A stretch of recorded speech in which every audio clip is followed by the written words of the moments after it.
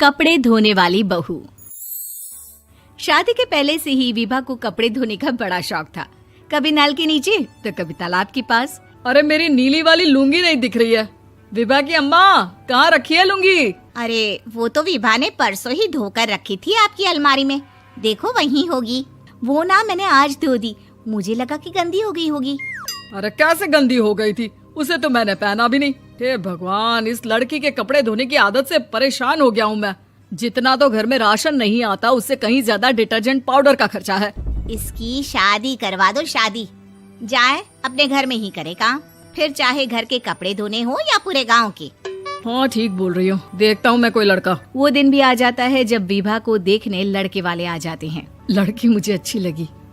होने वाली सास कहती है, बेटी अगर कुछ पूछना है तो पूछ लो। वैसे तो हमारी लड़की बहुत ही शर्मीली है, जो बोल दो वो मान लेती है, इसे क्या पूछना होगा। अरे कैसी बात कर रही हो माँ, मुझे इन लोगों के घर रहना है, सवाल तो कई है। हाँ हाँ बेटा, पूछ लो ना, क्या पूछना है। आप लोगों के घर कपड़े कौन धोता है? सास का मुंह बन जाता है। देखो, अगर तुम ये कहना चाहती हो कि तुम्हें कपड़े धोने नहीं आते तो सुन लो, कपड़े मैं ही धोती हूँ, लेकिन तुम्हारे आ जाने के बाद मैं रुमाल तक नहीं धोऊंगी। अरे चुप रहना भाग्यवान, बहू बेचारी घर आई नहीं, उसे डराना शुरू कर दिया। वो क्या है ना बिटिया, अभी तक तो ये कल्लू की माँ ही धोती थी, लेकिन अब तुम्हारे पापा तो दहेज में वॉशिंग मशीन देंगे ही।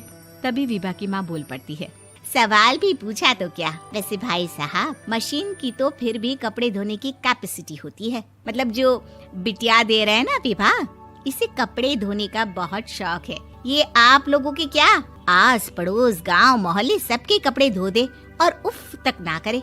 बाहर देखा नहीं आपने कितने कपड़े सूख रहे हैं? सब हमारी बिटिया ने ही तो धोए हैं। बस भी करो ना माँ, शर्म आ रही इतनी तारीफ सुनकर। और तो और एक दाग निकाल कर दिखाओ तो मान जाऊं। हाँ अच्छा, माफ करना बेटा, मैंने गलत समझा। हमें तो रिश्ता बहुत पसंद है। और ऐसे जुड़ जाता है रिश्ता कपड़े धोने का शौक रखने वाली विभा का। उसकी शादी हो जाती है कोयला फैक्ट्री में काम करने वाले कल्लू के साथ। शादी के बाद अचानक विभा चिल्लाती हुई सास के पास आती है। सासू माँ, अरे सासू माँ कहाँ है आप? ये तो धोखा है, धोखा दिया आप लोगों ने मुझे। इसे ससुर के चक्कर के बारे में पता चल गया। अरे तो उसमें तुझे क्यों धोखा मिला है? अरे नल में पानी नहीं आता, कपड़े कैसे कब धुलेंगे? अच्छा, तू पानी नहीं आ रहा उसकी बात कर रही है। तो आपने क्या सोचा? कुछ नहीं। अच्छा, तेरी माँ ने कहा था कि कपड़े धोने का शौक है तुझे, याद आया मुझे। शौक बोलकर कपड़े धोने वाले मेरे जुनून को कम ना आके सासू माँ, कपड़ा धोना मेरा गुरूर है। तभी पति भी वहाँ आ जाता है। अभी मैंने इसे सनी देओल की फिल्म दिखाई है, उसी के डायलॉग मार रही है माँ। अच्छा सुन, साफ साफ बता रही हूँ, पानी सुबह 4 से 6 और शाम को 10 से 12 आता है, समझी? विभा टाइमिंग सुनकर हैरान हो जाती है। ये क्या भूतों का मोहल्ला है?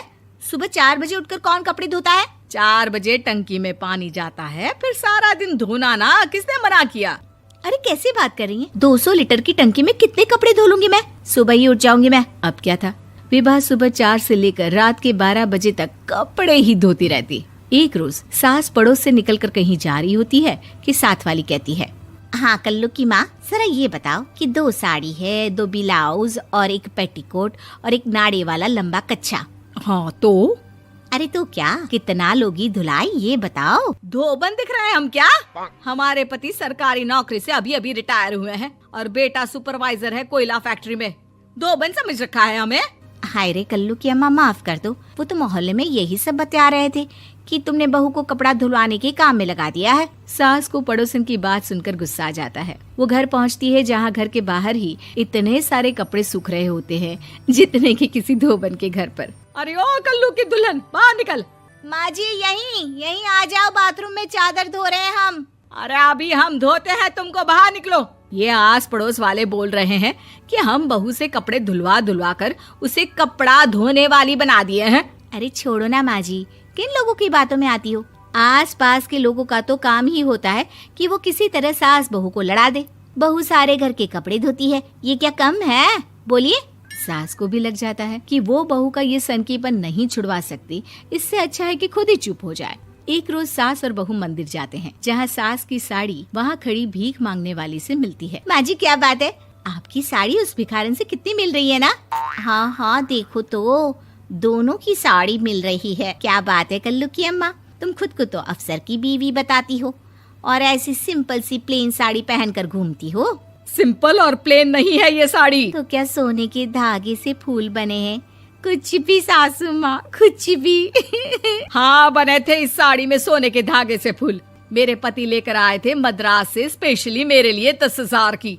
ताहे भाई साहब इस भिखारन के लिए भी सेम टू सेम साड़ी लेकर आए होंगे 10,000 की। सास उस वक्त तो कुछ नहीं कहती, लेकिन बहू के साथ घर आती है और अलमारी से एल्बम निकाल कर लाती है। ये साड़ी देख रही है, ये वही साड़ी है जिसे मैंने अभी पहना था। इस साड़ी में ये जो चमकदार फूल दिख रहे हैं ना, ये सोने के धागों से काढ़े गए हैं। लेकिन तू लोकल वॉशिंग मशीन ब्रश से घिस घिस कर सारे फूलों को निकाल कर साड़ी प्लेन कर दी। मुझे माफ कर दीजिए सासू माँ। और तो और, जब मैंने तुझे तेरी गलती के लिए कुछ नहीं कहा, लेकिन तूने तो सबके सामने मेरा मजाक ही बना दिया। क्यों? बहू को समझ में आ जाता है कि अब से उसका कपड़े धोना बंद।